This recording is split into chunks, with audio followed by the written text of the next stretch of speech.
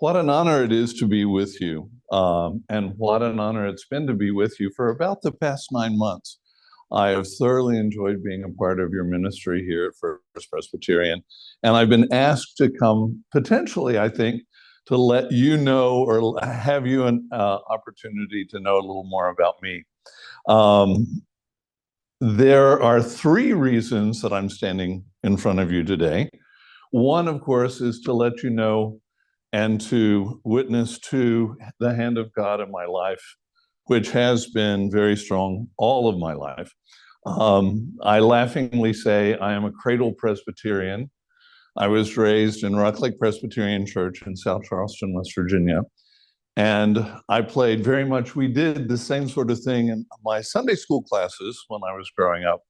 We always had opening exercises with a few songs, and I got to be the pianist for those. So around the age of 8 or 9, I was not nearly as adeptly as our pianist over here, but I was playing along for us to sing.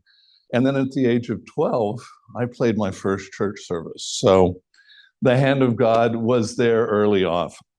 My second is an invitation to you, because I do have a responsibility among you, and that is to work with those people who sing. We need choir members. And certainly I think this would be a wonderful place to harvest quite a few, because I hear every Sunday as I'm going by some wonderful singing in here. So let me extend an invitation to you to join the choir. And I'm hoping to follow up on that on an individual basis. But yes, we do need men in the choir. The third is to mention to you of my support and the support that I hope that you will give to kidney transplants and organ transplants, because that's sort of where my story starts. When I was 4 or 5 years old, and my mother and I used to argue, I have clear memories back to the age of 2.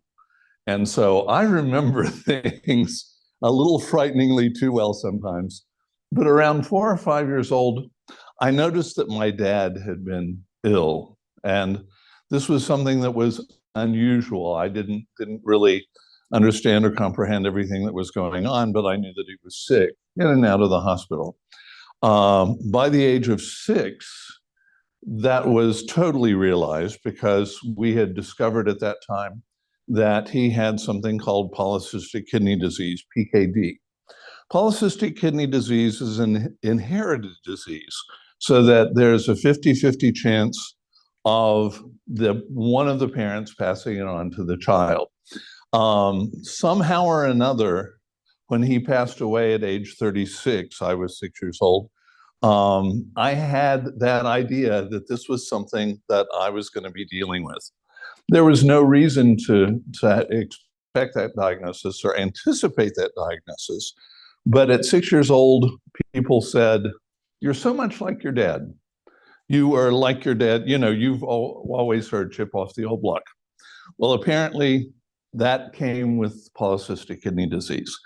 PKD is a disease that attacks the kidneys at a young age, and very slowly cysts grow in the kidneys, pushing out the nephrons, which are the filtering systems for the kidney. And it happens at different levels throughout life. Some people live until they're 90 and never know that they've had the disease.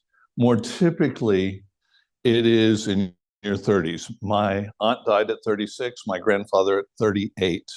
So it was something that, as a young person, I knew it was going to be an inevitability, or at least I felt that way.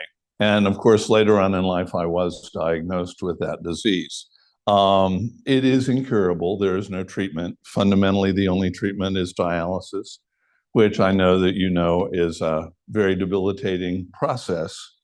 But throughout the time, even when I was young, for some reason, I was very much attracted and ensconced in my little church that was right down the building. As a matter of fact, down the block around the corner, the people who were in charge of the church noticed that I was there so much that they gave me a key at 12.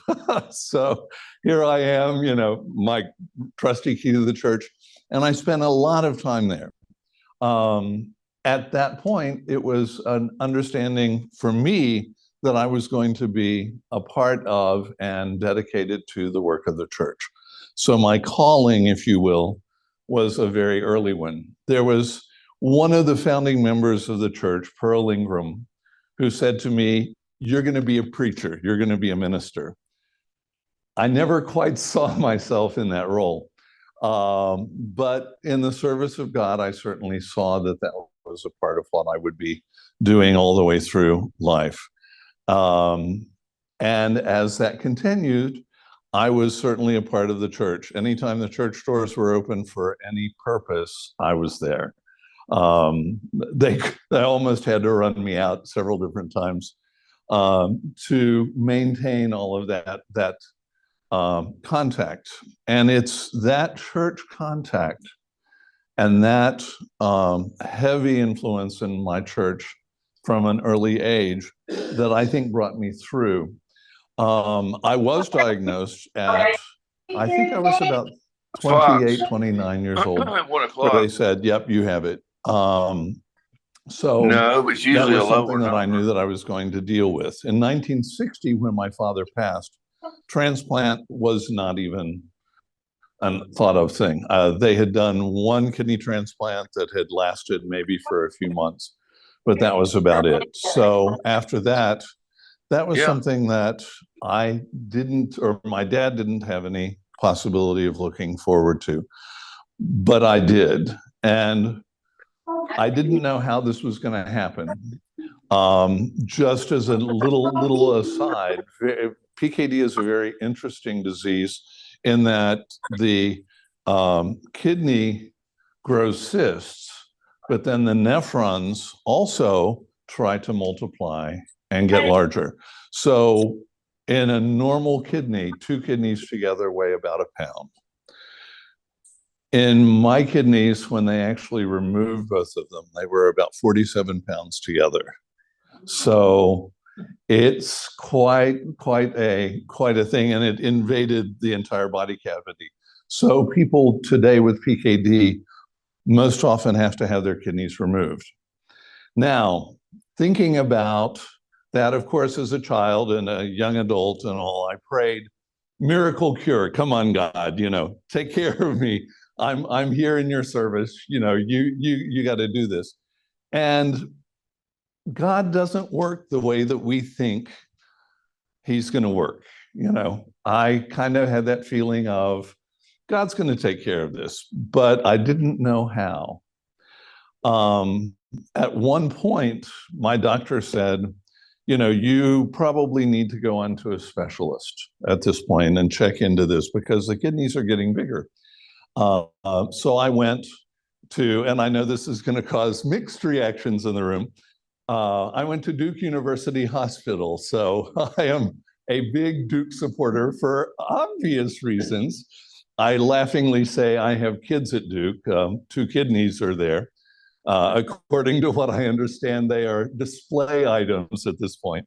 But I went to Duke University Hospital and I said, okay, do the workup. And they said, so how long do you think you might have? And I said, well, I'm thinking 10, 20 years before anything happens, although, I knew the progression of the disease was happening. And Duke said, well, it's going to be more like 10 months before something's going to happen. So I had prepared for surgery. We knew that the kidneys were going to have to be removed, which is a pretty terrific surgery all the way through. And the surgery was successful. And Duke University Hospital said to me, and I have a team there still. I see them every 6 months. They said to me, we're not going to do a transplant. We're just going to remove your kidneys. And then we want you to survive and to recuperate under your own auspices. In other words, your healthy immune system. And I very accepting. I'm sort of, I don't read between the lines too much. And I went, sounds good, that's fine. Unexpectedly, I think to them, I was driving. I actually showed up to a concert where my high school kids were performing. Unexpectedly, several of my co-teachers were there, and they were telling everybody that I was at Duke University Hospital on life support and I walked through the door, and that was part of the working of God's hand again, that I was not disabled at all in that surgery. And what I found out later was that they were very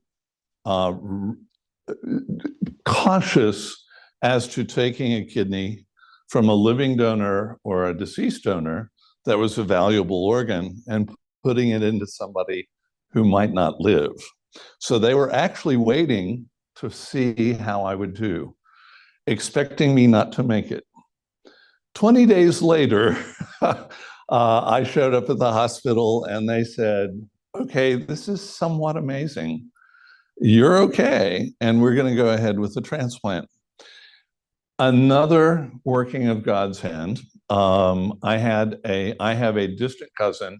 She is, several away. So as you're going through the family tree, they said she's never going to match, and she did match. So that was another one of the miracles. And her husband, as I was going in to surgery, said, "And I think what you're doing is a wonderful thing, but this guy's not going to make it." He said that, I can just tell. I think you can tell that probably wasn't accurate at this point. I am turning 18 years old at the end of the month. The kidney will be 18 years old at the end of the month, thanks to the generosity of my donor, Anne, who lives in Greensboro.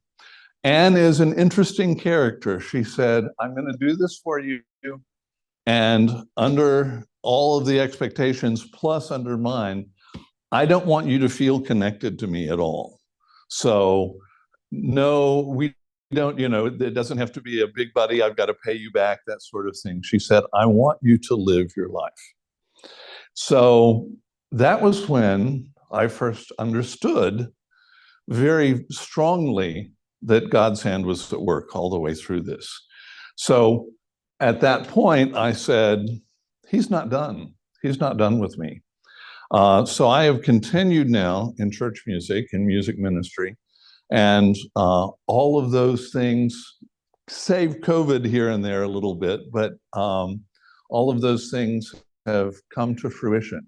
So I am probably a little early at concluding, but I would be glad to have any questions or thoughts that you might have.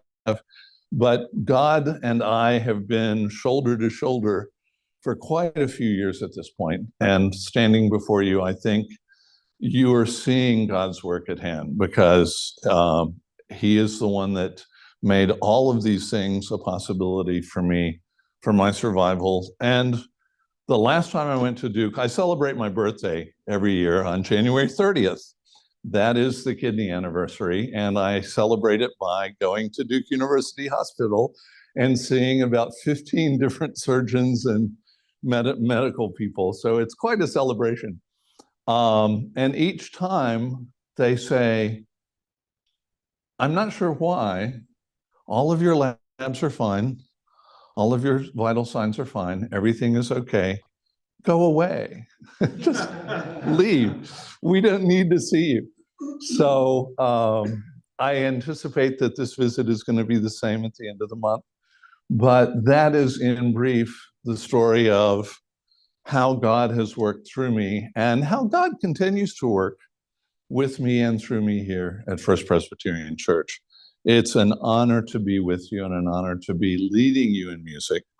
Again, let me remind you that organ donation is one of the things. I am a very, very fortunate person. About 8 people a day pass away in waiting for a kidney. And of course, in other organs, there are many more.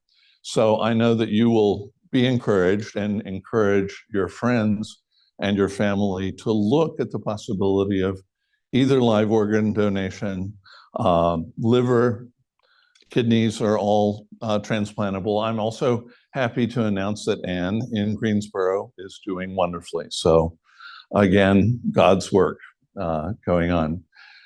Would you have any questions or comments? Yes, sir. How old are you? How old am I? Yes, because I mean, you keep talking That's the 75. I am several months away from 70. Okay. So you're just beating. Oh, totally. Yes. Oh, yeah. Yeah. And you were diagnosed at 20 or 29. Uh-huh. Yeah. And 18 years ago, you had Right. Wow. Yeah.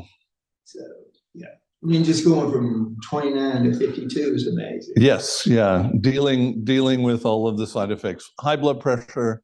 The kidneys control blood pressure. For those of you who may not know, they're very involved. So yeah. Were you without kidneys for 23 years? No, I was without kidneys. They were slowly failing all of those years. I was actually without kidneys for 21 days. But that's also when I showed up to the concert. No kidneys. So that shocked quite a few people. Dialysis every 3 days, yes. Yeah, yeah. Pretty strong dialysis because there was nothing to manage at that point. So it was an interesting time. That was a weight loss program that you probably wouldn't recommend to many people. To lose 40-some pounds at one. I lost all of the weight of the kidneys plus a lot of other things. So I went from looking probably a little like I do now, but losing an awful lot of stomach. It was pretty. My friends jokingly said, "You look like you're about 12 months pregnant."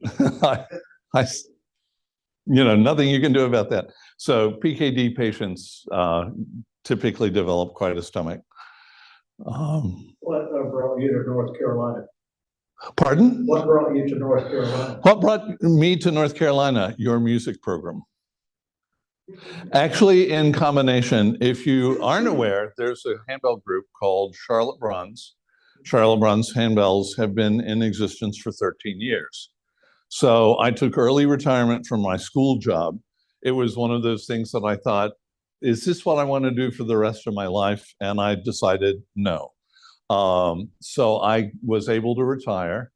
And about the same time that I retired, I got a phone call from a group of people in Charlotte that said, "We want a professional community handbell choir. Will you drive to Charlotte to do it?" And so for 12 years now, I have typically driven from West Virginia to Charlotte to conduct on Monday evening, spend the night, drive back to West Virginia. So, but now it's only an hour drive or 45 minutes to get to rehearsal.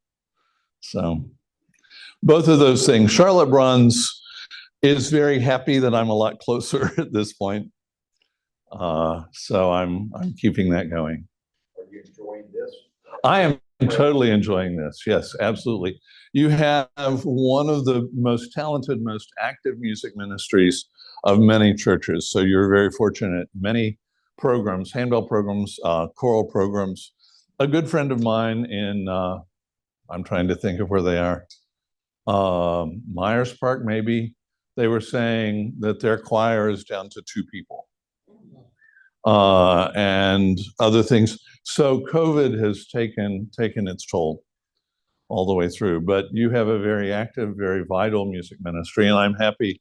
Also, I think you saw some of the product if you were here for the pageant. I've been delighted to be able to work with the kids and bring them along, and that's again where your music program starts. We bring it all the way through from the children.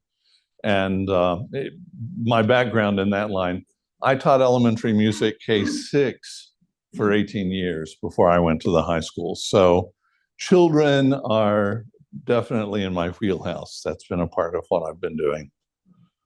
Well, Tim, what are some of your favorite church hymns? What are some of my favorite church hymns? Some of the ancient ones, and then most of what you all sing here. I grew up with an awful lot of the gospel hymns that are right out of your book because, you know, that was what we loved to do. So picking a favorite is like picking a favorite child. I think that would be tough, but some of them are going to be probably featured at the 11 o'clock service. So I hope you're going to hang around because we are doing a sing-along. And, you know, it may turn into the can we trick Tim time, but you're going to be able to call out different hymns and we're going to sing those at the 11 o'clock service. Yes, sir. I appreciate the musical interlude quiet after the sermon every Sunday after. Oh, thank you. Those believe, and again, you know, if I may, that's sort of a hand of God thing. None of that is prepared, and it's just what happens to come out of the fingers at that moment. So something in the sermon, something like that. I had a funny one a few weeks ago that I was kind of, you know, background amused. We had our guest pastor here, and she mentioned The Sound of Music. So the meditation that I did started with the theme from Let's Start at the Very Beginning, but then morphed into something else. And it was one of those, thank you, God, you know, you're whatever my fingers are doing. So I kind of have a good time with those. That's a time to find out, you know, what's coming through. Yes, sir.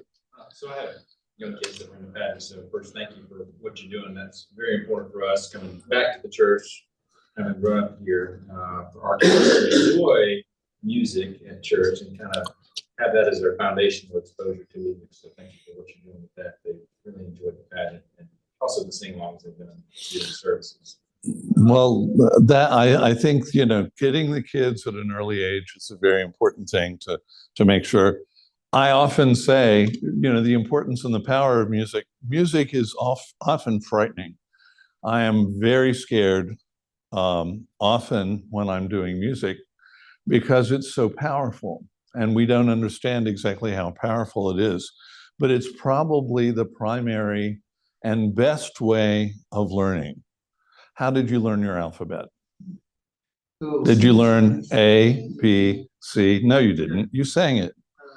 You know, and the examples of how music is a part of that everyday life, and music teaching faith is a part of what we have to do with the kids. So, you know, I see that as one of the major missions of all churches, and especially your church. Also the education system. I think we need more music in the elementary and middle schools. So.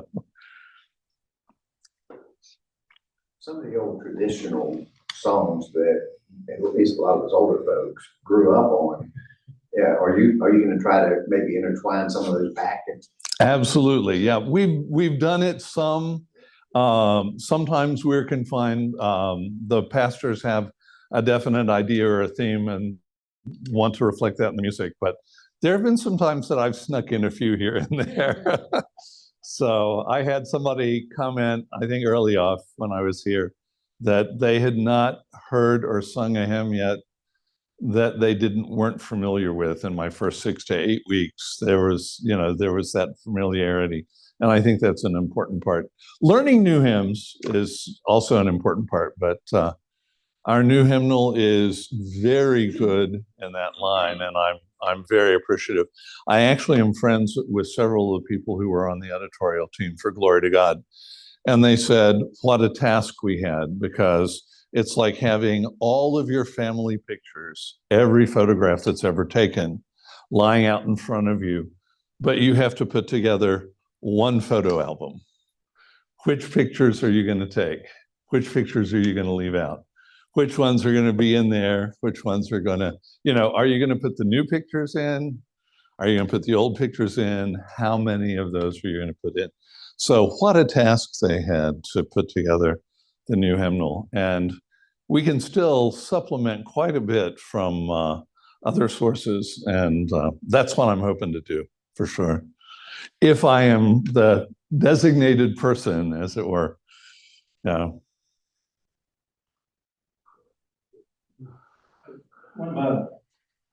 When you first got here, and I was glad to hear you say that you like some of the voices in here, but when we're sitting here, we're singing, our doors are open. And early on, when you got here, you came by as we were singing, and you stopped and you paused for all of about 5 seconds, and then you were gone.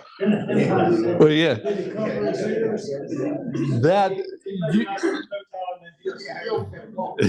you caught me today at a great time. Typically, what it is, you know, you get through the first service, you're winding up all the music, putting everything together, getting that done. And then the second service is pending, so you've got to get all the music together and put all of that together.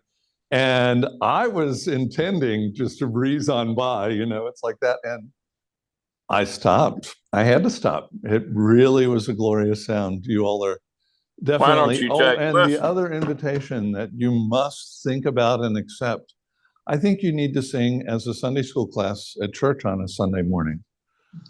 Speaking of the old hymns, you know, we need to make that something of a regular type of thing that you all show up and sing. I think it would be awesome for the congregation, because there are people that don't know, you know, they come to that early service out the door and they have no idea of what great music you all are making in here. Why don't you take one of our It is hymnals with you? absolutely. That's I keep telling them how good they sound. yeah, it's not a lie, and you're hearing it from a professional at this point. So